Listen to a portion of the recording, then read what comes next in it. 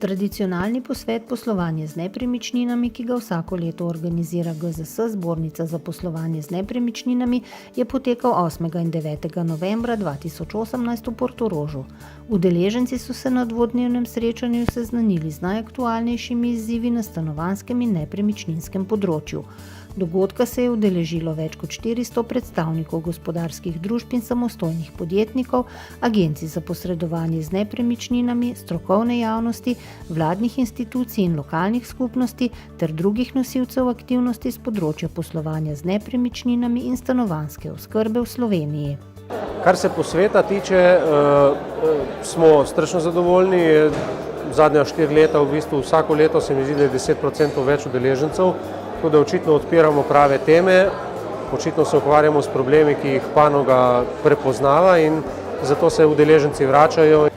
Vidim ga kot enega izmed uspešnejših dogodkov, ki se organizirajo v okviru Zbornice za poslovanje z nepremičninami in po mojem mnenju tudi Gospodarske zbornice Slovenije, ker toliko število udeležencev na enem mestu že 29 let zapored se ta dogodek odvija, se mi zdi, je dokaz temu, da naslavljamo ali govorimo o temah, ki dejansko so aktualne.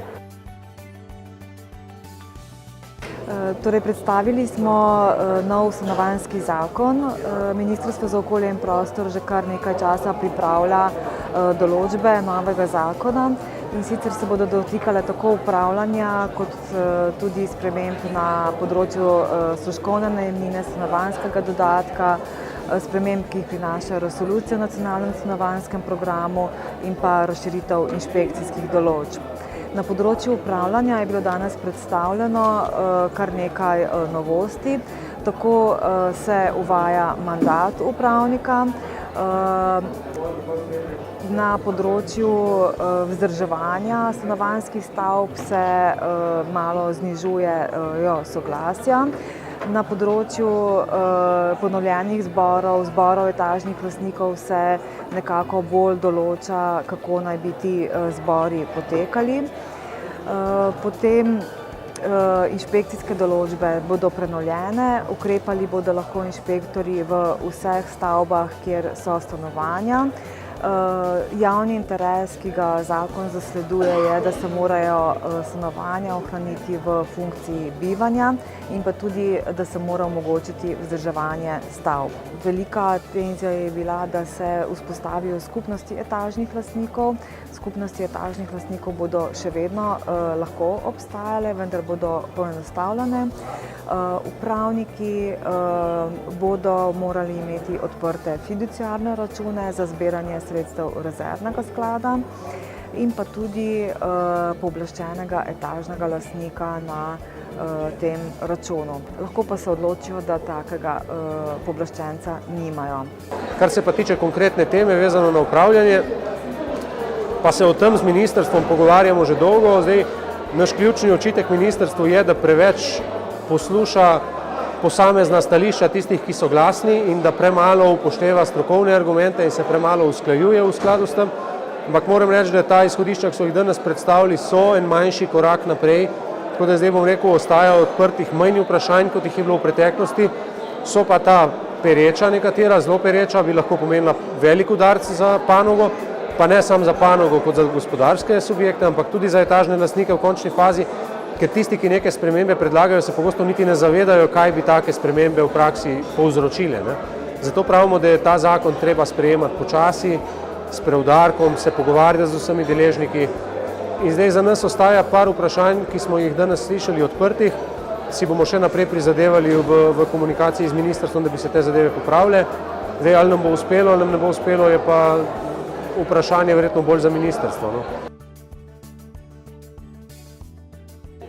Mislim, da jih je treba čim prej uvesti, zaradi tega, ker gre pri neprofitnih najemninah samo za nek prikrit sistem socialne ali pa neke pomoči najemnikom, ki ni dovolj utemeljen z socialnimi kriteriji.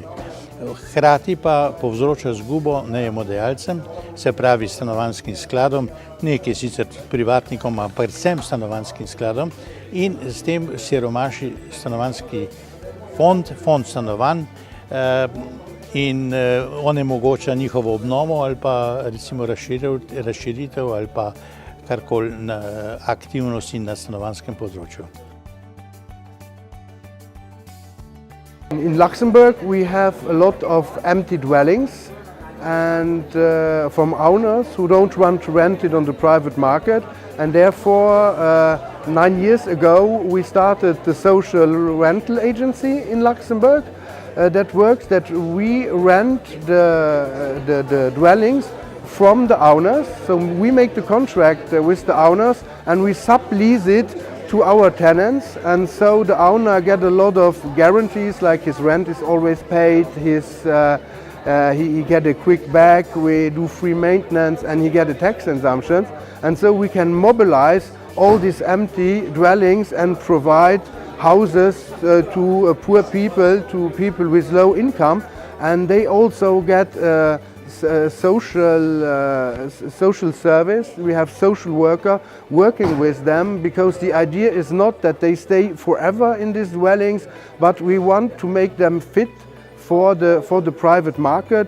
For example, if now they are unemployed, we will do training with them, we will do a driving license, whatever with them, that they find a job and that they can rent or buy a house on the private market.